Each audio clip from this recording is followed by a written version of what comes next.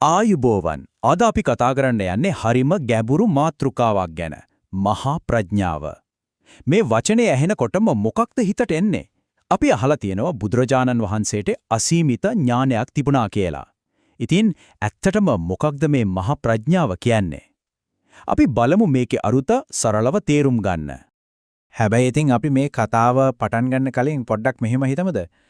හිතන්නකෝ ජීවිතේ හම්බ වෙන අමාරුම දරුණුම පරීක්ෂණයකදී කොයි වගේ ප්‍රඥාවක්ද තියෙන්න ඕන කිසිසේත්ම නොසැලී ඉන්න. අන්න ඒ වගේ නොසැලෙන ප්‍රඥාවක් කොයි වගේ ඇතිද? හරි. අපි මේ විග්‍රහය පුරාවටම ඔය ප්‍රශ්නෙට උත්තරයක් හොයන්න උත්සාහ කරමු. හොඳයි එහෙනම්. අපි පටන් ගමු. පළවෙනි කොටසින් අපි බලමු මොකක්ද ඇත්තටම මේ මහා ප්‍රඥාව කියන්නේ කියලා. මේ ගැඹුරු සංකල්පය නිර්වචනය කරගන්නේ කොහොමද කියලා. හරි. මහා පඤ්ඤා සිංහලෙන් කියනවා නම් මහා ප්‍රඥාව. මූලාශ්‍රවල පැහැදිලිවම කියනවා මේ මහා ප්‍රඥාව තියෙන කෙනාට කියන නම තමයි මහා පඤ්ඤෝ කියන එක. ඇත්තටම බුදුරජාණන් වහන්සේ තමයි මේ ගුණයෙන් සම්පූර්ණ වෙලා හිටියේ. පටිසම්භිදා මග්ගටුවාවේ මේක හරි ලස්සනට පැහැදිලි කරනවා. ඇයි මේකට මහා ප්‍රඥාවක් කියන්නේ? මොකද ඒක වර්ධනය වෙලා, ඒ කියන්නේ මුහුකුරා ගියපු දෙයක් නිසා. ඉතින් සරලවම කිව්වොත් මේක නිකම්ම පොතේ දෙනම ගොඩක් වගේ දෙයක් නෙවෙයි. නෑ. මේක කාලයත් එක්ක වැඩුණු, පිරිපුන් බවට පත්වුණු උත්තරීතර අවබෝධයක්. හරි. එතකොට කොහොමද මේ වගේ ප්‍රඥාවකට ළඟා වෙන්නේ? ඒකට යන පාර මොකද්ද? අපි බලමු දෙවෙනි කොටසෙන්. පුදුම දේ තමයි මේ ගමන පටන් ගන්නේ ශූන්‍යතාවරේ කියන තැනින්. බලමු ඒක කොහොමද වෙන්නේ කියලා. හරි. මේ ක්‍රියාවලිය සිද්ධ වෙන්නේ පියවර 3කින්. පළවෙනි එක තමයි මම එහෙම නැත්තම් තමා කියලා ස්ථිර දෙයක් නැහැ. ඒක ශූන්‍යයි කියලා තේරුම් ගන්න එක.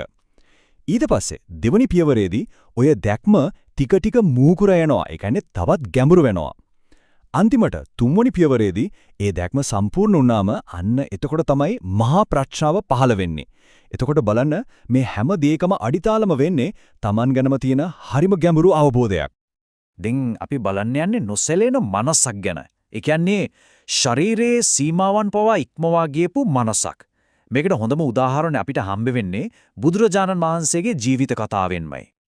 මේ වෙනස කොච්චර පුදුමද කියලා හිතන්නකෝ. එක පැත්තකින් බලනකොට බුදුහාමුදුරන්ගේ ශරීරය කොච්චර දුර්වල වෙලාද කියනෝ නම් ඇඳකින් තමයි උස්සගෙන යන්න වෙලා තියෙන්නේ. එත් උන්වහන්සේගේ ප්‍රඥාවට ඒකට කිසිම දෙයක් වෙලා නැහැ. ඒක ඒ විදිහටම නොසැලී තියෙනවා. ඉතින් මේකෙන් අපිට පැහැදිලි වෙනව නේද? ශරීරයේ කොච්චර දුර්වල වුණත් ඒක මනසේ ශක්තියට, මේ මහා ප්‍රඥාවට කිසිසේත්ම බලපාන්නේ නැහැ කියලා. හොඳයි. දැන් අපි බලමු මේ ප්‍රඥාව ප්‍රායෝගිකව ක්‍රියාත්මක වෙන්නේ කොහොමද කියන. ඒ කියන්නේ සර්වඥතා ඥානය සහ ඒ ගැඹුරු දැක්ම ගැන. හිතන්න බලන්න කවුරු හරි කෙනෙක්ගෙන් මොනම ප්‍රශ්නයක් ඇහුවත් ඕනම වෙලාවක ඒකට හරියටම හරි උත්තරේ දෙන්න පුරුවන් නම් අන්න ඒක තමයි බුදුරජාණන් වහන්සේගේ සර්වඥතා ඥානය කියලා කියන්නේ. ඇත්තටම ඒක අපි මෙච්චර වෙලා කතා කරපු අර මහා ප්‍රඥාවේම ප්‍රතිඵලයක්. හරි. දැන් අපි එනවා මේ විග්‍රහයේ අවසාන කොටසට. ඒ තමයි ත්‍රිවිද්‍යාව. වෙන විදිහකින් කිව්වොත් මේ අවබෝධයේ මේ දැක්මේ උච්චතම අවස්ථාව. ත්‍රිවිද්‍යාව කියන්නේ ඥාන තුනක්. පළවෙනි එක තමයි පුබ්බේ නිවාසානුස්සති ඥානය. ඒ කියන්නේ තමන්ගේ පෙර භවයන් සිහි කරන්න පුළුවන් හැකියාව. දෙවෙනි එක චුතූපපාද ඥානය. ඒ කියන්නේ අනිත් සත්‍යයන් කොහොමද ඉපදෙන්නේ කොහොමද මැරෙන්නේ? ඒ චුතියේ සහ උපත්තිය දකින්න තියෙන හැකියාව. අන්තිම සහ වැදගත්ම එක තමයි ආසවක්ඛේ ඥානය. ඒ කියන්නේ හිතේ තියෙන සීලුම කෙලස්, සීලුම ආසාවන් සම්පූර්ණයෙන්ම නැති කරලා දාපු ඥානය. අන්න මේ ඥාන තුන තමයි මහා ප්‍රඥාවේ ඉහළම තලයේ විදිහට සලකන්නේ.